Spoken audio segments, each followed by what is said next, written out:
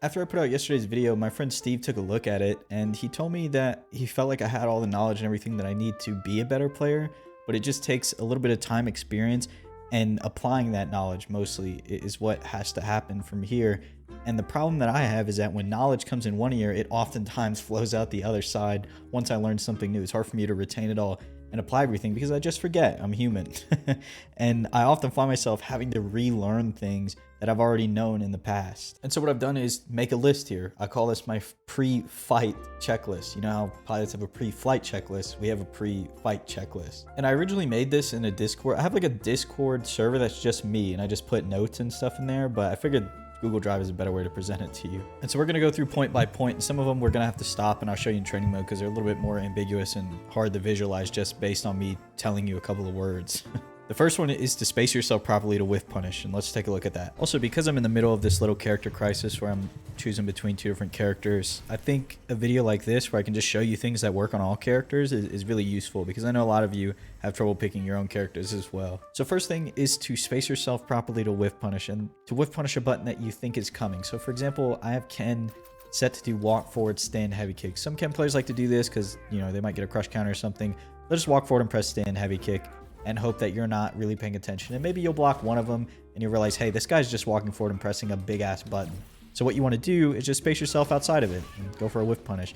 And sometimes it's not as obvious. It's like Ken stand heavy kick. It might be Cammy stand medium kick, for example, which kind of brings me to my second point of using your walk speed to make these buttons whiff. Because this is a very good button, but it is whiff punishable if you know it's coming. And you kind of have to use your walk speed on characters who can do that. So it'll be a little bit harder on characters like Sagat and slow guys like that, but on characters like Cammy and even I guess Akuma too, like characters with decent walk speed, can make buttons like this whiff. And when you play against very high level opponents who know you're just going to walk forward and press the medium kick over and over again, they will slowly walk in and out of that range, quickly walk in and out of that range to make it whiff, and then you'll get whiff punished. It's very hard to do, but it's a part of the neutral game that you have to learn, and a part that I have to learn. And now past these 2 points, some of these things are personal gripes that I have, personal issues that I have, and that's why I suggest you make a list like this of your own, because it's going to be a little bit different from mine, but I hope this gives you an idea of what you need to look for.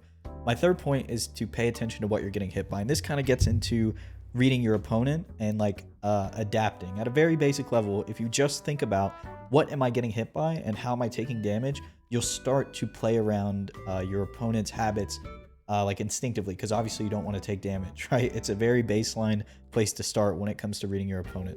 Also, paying attention to what they do after blocking your button is how you can get a read on their defensive habits. Like, do they tech a lot? Can I shimmy them, right? Are they delay teching? What are they doing when they block anything that I'm doing? And usually it starts with pokes. So like Cammy stand medium kick, like I said, is a very good poke, but it makes people feel like it's their turn afterwards every time, so they'll just swing. So a lot of the times you can do Cammy stand medium kick, they'll press a button in response, and then you can whiff punish that button. It's things like that that you have to pick up on. And then it gets a little bit more personal. Mix up your meaties. Don't always do stand medium punch. This is an issue that I realized when I was playing in the CLG tournament a couple days ago, and specifically in a match that I played against Spicy Fetus. Shout out to him if he's watching right now.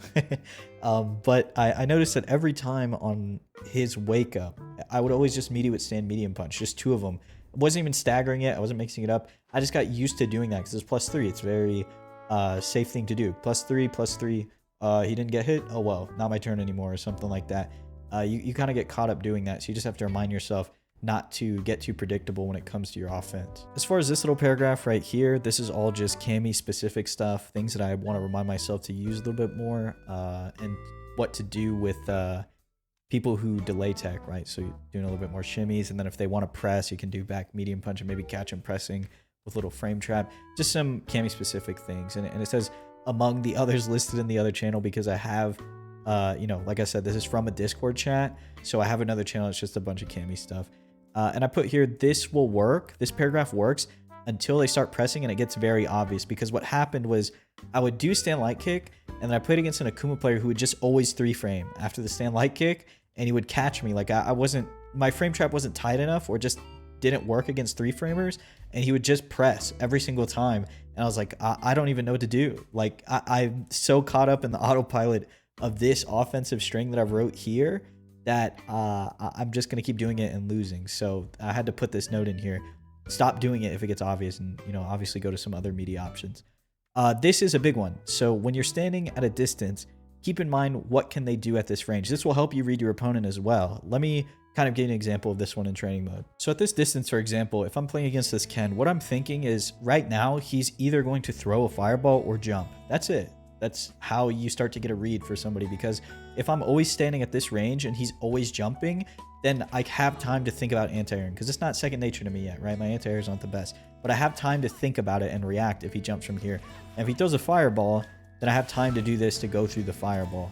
Other options that Ken has would be like Heavy Tatsu, but again, you can react to that. If you block the Heavy Tatsu, you can get your 4-frame punish.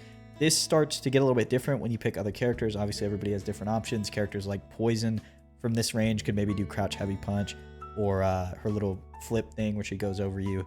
There's that's kind of where you have to learn more about all the characters in the game and what their options are at different ranges. But for a very basic start, when you're playing against Shotos, from here, they're either probably going to jump or throw a fireball, and that's what you have to think about. As well as getting ready for a dash. This tip right here will make all the difference. Let me highlight that real quick if I remember how. I haven't used Google Docs in a long time. This one, again, is a very specific one to me. Remember your crush counter punishes, and stand heavy kick the V-shifts attempts. I kind of want to show you guys that real quick, actually.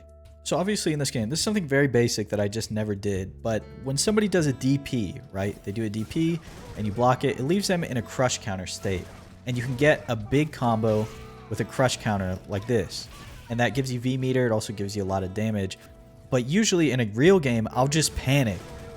And I'll do like a normal combo like this. And I'll lose out on a bunch of damage and things like that. This kind of gets into optimizing your character and optimizing your combos to get more damage out of every hit. Now, the problem that I've been running into recently is that people have been using V-Shift a lot to get out of pressure, especially against Cammy, because they're scared, and it's a relatively safe option. Because obviously if I knock them down and then I try and do something, it'll V-Shift break.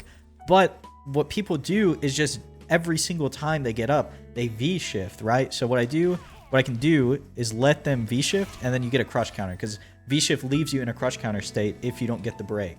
And so that's something I've been trying to do more. I think you can even throw, and then if they V-shift, it'll like leave you time to actually still crush counter. I don't really know about that. I've seen it once or twice before, but it's something I have to lab. Now we kind of get back into things that we've talked about in the past. When they walk forward, what do they press? That's from the Juicebox FGC Footsies guide that a lot of you guys have seen already. I made 2 videos on it because it's such a good video and such a good guide. If they continue to just walk forward, this is an issue that I have personally, where I'm always trying to walk back to space myself to whiff punish, but the button is never coming. I'm waiting for a button that is not coming, and then I just keep walking backwards and backwards and backwards. So if they keep walking forward and they don't press anything, just press a poke to like keep them in check, you know?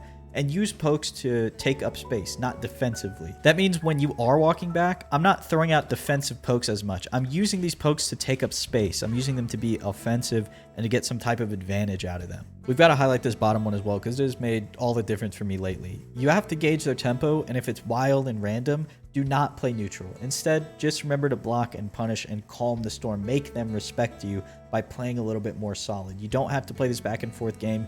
Just block all the negative stuff they're doing, all the random things they're doing, and punish it. It's as simple as that. For some of you, this is going to require a little bit more patience to get used to, and if you're playing a very fast, rush down heavy character, it's going to make you play in a way that you are probably not comfortable playing usually, but it works.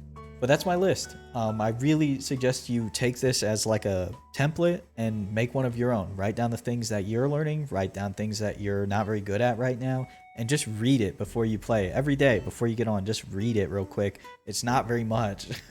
And keep evolving on it, like keep adding to it as you continue to progress. It just helps you remember all the things that you think you'll remember in the future, but you just can't hold on to all of it, right? You have to keep reminding yourself of it. And I think over time, when you continue to read it over and over again, it will stick to your brain. You know, it'll stick in your head. So we'll see. I'll do this experiment with myself, and you guys will obviously see the results of that here on the channel. Thanks so much for watching. If you enjoyed, please consider subscribing, and I'll talk to you again very soon.